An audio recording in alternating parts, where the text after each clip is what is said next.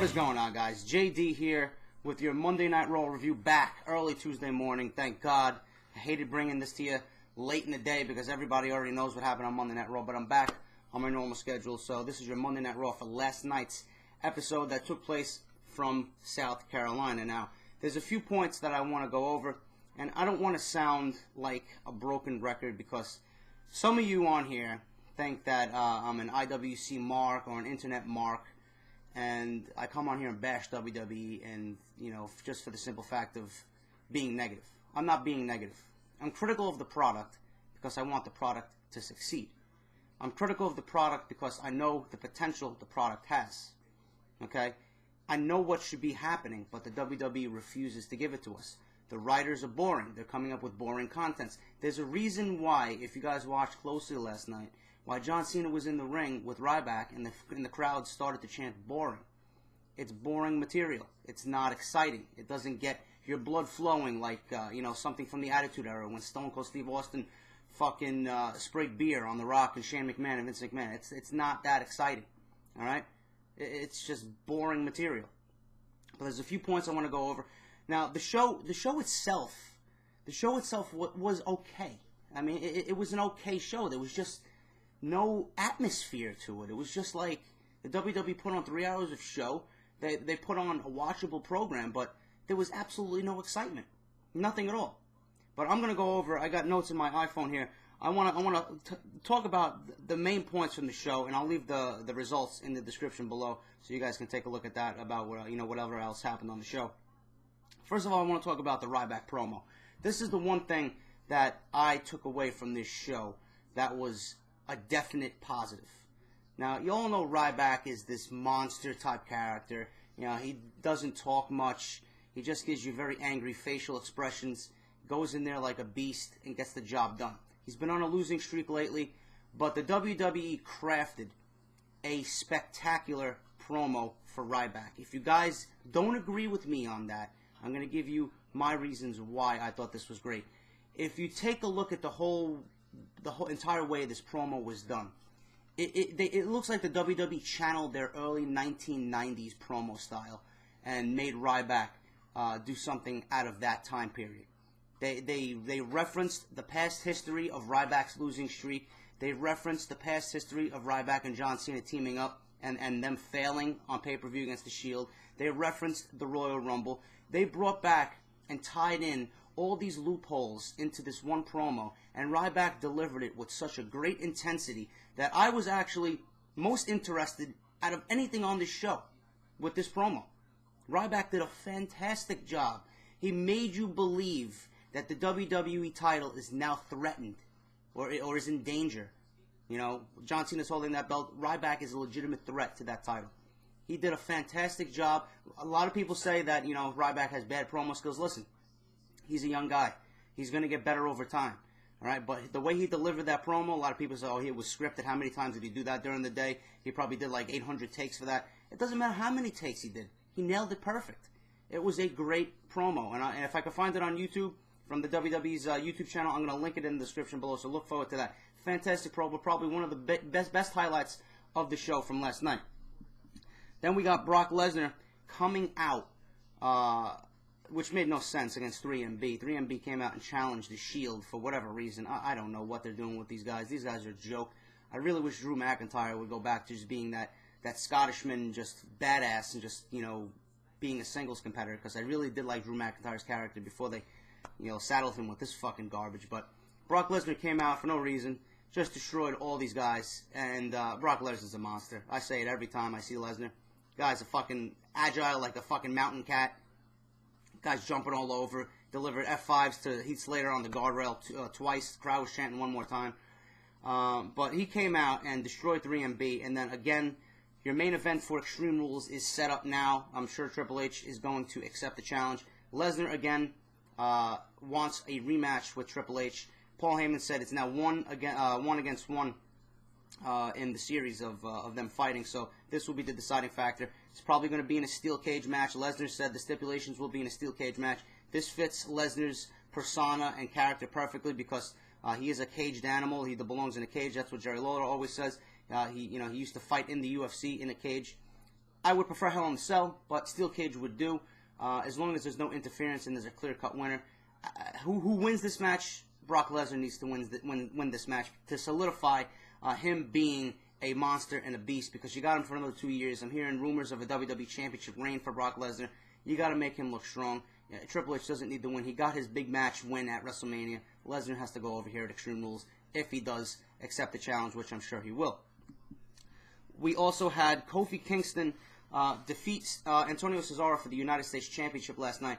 I necessarily do not like this move, and I'll tell you why. Vince McMahon is so down on the Cesaro character. I don't know why. I've been trying to figure out why. They saddled him with this yodeling gimmick, which, excuse my language, it is just completely fucking gay.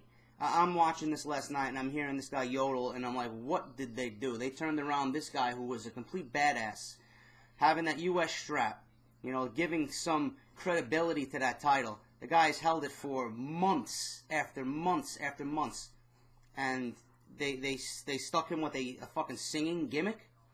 I mean, if you guys watched this match last night, the closing segments of this match, the last, I say, 2 or 3 minutes, this is the reason why Cesaro is so great. He is a monster in the ring. Okay, he's going to be, if Vince McMahon allows him to be, a future superstar in this company. The U.S. title now means jack shit. Kofi Kingston is carrying around a prop. The only reason why they gave Kofi Kingston the title is to make him seem relevant on the mid-card, because they already took the Intercontinental title away from him and gave it to Wade Barrett. Kofi Kingston was floating around doing absolutely nothing. What did he do to guarantee himself a United States Championship match anyway? The WWE just books these matches on the fly with no reasoning behind him. Now, Kofi Kingston has the belt for what? For what? It makes no sense to give Kofi Kingston the United States title. He's going to be floating around the mid-card just like he did before he won the championship. Now Cesaro is completely irrelevant. What are they going to do with Cesaro from here? They need to build him back up, because whatever build they gave this guy, whatever momentum they gave this guy, wiped away like that. Garbage. I don't know what they're doing with Cesaro. I know CM Punk is a huge advocate of Antonio Cesaro. If you guys were watching closely during the WrestleMania Access, CM Punk came out and did interviews wearing an Antonio Cesaro t-shirt promoting Cesaro. He's a Ring of Honor guy.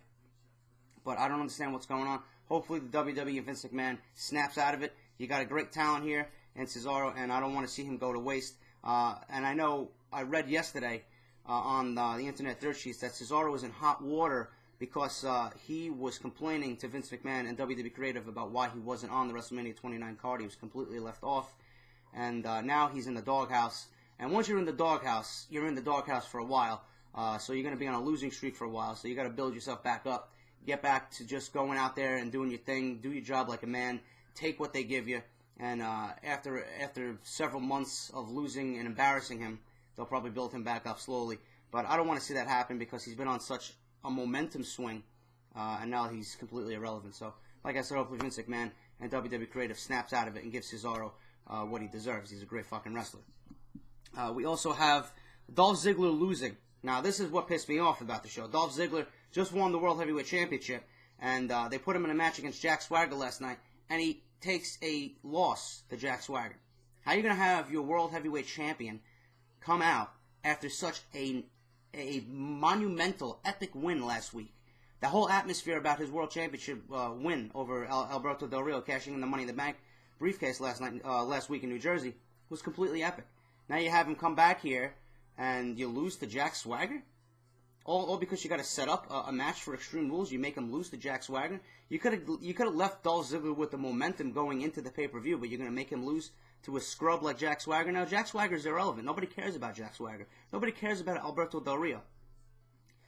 Teddy Long came out and booked a match for Jack Swagger against Dolph Ziggler, because if Swagger wins, he gets to be number one contender. But Booker T went against that. Now, even though Swagger won and is the number one contender, Booker T is now reversing that decision and booking a triple threat match. So it's going to be a triple threat match at Extreme Rules. Del Rio, Swagger, and Ziggler for the World Heavyweight Championship. But my gripe was that Ziggler just won the belt. You got to keep him going forward with the momentum. You're going to have him win in epic fashion. Everybody's excited about his victory, and then you're going to have him lose the next week? It doesn't make any sense. It doesn't make any sense whatsoever. And finally, guys, two more things I want to touch on. Cena Ryback. The closing segments of Monday Night Raw, I thought were great. I know they cut away, and you seen a little segment where the Shield was sitting backstage. I don't know if that was done by accident. I don't know if it was done on purpose. But we all knew from that point on that the Shield was going to interfere. Michael Cole and Jerry the King Lawler tried to cover it up the best they can, but I think they failed big time. But Ryback and John Cena had a verbal confrontation in the ring. That part was okay, but the main point of this whole segment was that the Shield came down and destroyed John Cena. Ryback was just standing outside the ring, watching the carnage go on inside the ring. The Shield triple powerbomb John Cena, completely laid him out. Ryback's walking up the ramp and just watching as John Cena gets destroyed. He leaves to a chorus of boos.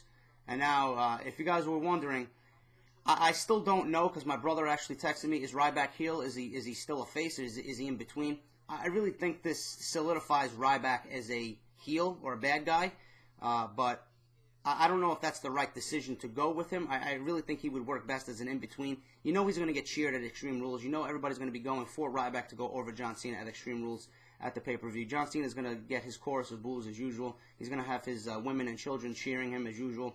But Ryback as a complete heel, it'll work because Ryback's got that intensity, and he's got that monster-type character, so it'll work for him. And if he develops his promo skills over time, he will do great, just like he did last night. You guys got to watch that promo. Fucking fantastic promo by Ryback. But I really think it's too soon for Ryback to turn heel. I've been hearing rumors about it for a while. They just built him up as a credible babyface. They got him all popular in the WWE Universe, and then just like that, they turned him heel.